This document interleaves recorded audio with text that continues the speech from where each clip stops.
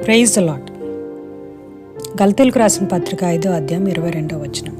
అయితే ఆత్మఫలమేమనగా ప్రేమ, సంతోషము, సమాధానము, దీర్ఘశాంతము, దయాళత్వము, మంచితనము, విశ్వాసము, సాత్వికము, ఆశానిగ్రహము.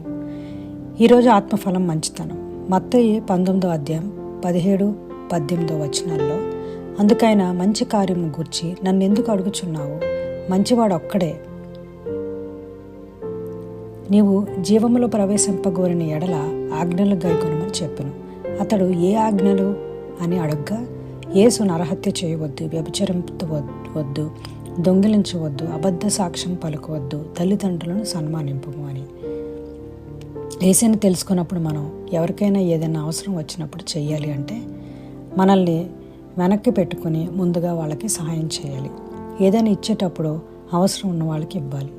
మంచి పనులు చేయాలి. న్యాయబద్ధంగా నడవాలి. వేరే వాళ్ళకి చెడు చేయాలి అని ఎప్పుడు అనుకోకూడదు. చెడు ఆలోచన నుంచి మనం వైదొలగాలి. దేవుని పిల్లలుగా మనం ఈ లోకానికి వెలుగుగా ఉండాలి. ఎందుకంటే యేసే వెలుగు. బైబిల్ గ్రంథంలో యేసే స్వరూపం మంచితనం. ఎందుకంటే ఆయన ప్రేమ ఎడతగనిది.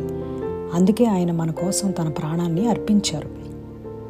మంచితనం అనేది యేసేని తెలుసుకున్న మనం అందరికీ చూపించాలి. ఆమెన్.